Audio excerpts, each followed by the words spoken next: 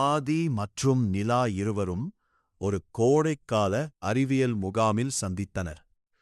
ஆதிக்கு ரோபோக்கள் பிடிக்கும், நிலாவிற்கு விண்வெளி பிடிக்கும். அந்த 10 நாட்களில் அவர்கள் இருவரும் இணைந்து ஒரு சிறு செயற்கைக்கோள் மாதிரியை உருவாக்கினார்கள். அவர்கள் பேசும் போதெல்லாம் புதிய விஷயங்களை பகிர்ந்து கொள்வார்கள். அந்த நட்பு அவர்களுக்கு மிகுந்த மகிழ்ச்சியை தந்தது. முகாமின் கடைசி நாள் வந்தது. இருவரும் பிரிய வேண்டிய நேரம். நிலா சற்று வருத்தமாக இருந்தாள்.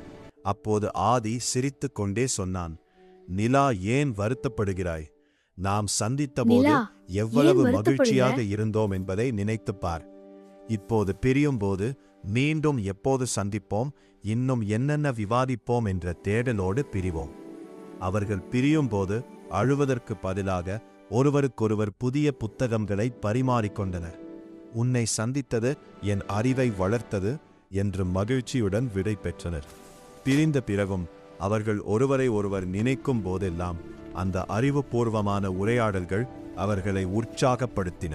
இந்த காட்சி ஒரு வீடியோவாக பகிரப்பட்டு முதிர்ச்சியான நட்பு என்ற பெயரில் இணையத்தில் வைரலானது.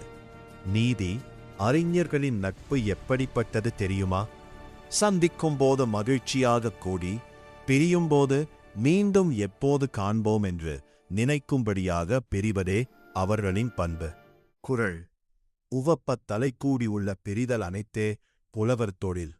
பொருள்: மகிழ்ச்சி உண்டாகும்படி கூடிப் பேசி, பிரியும்போது இனி எப்பொழுது காண்போம் என நினைக்கும்படி பிரிவதே அறிஞர்களின் செயலாகும்.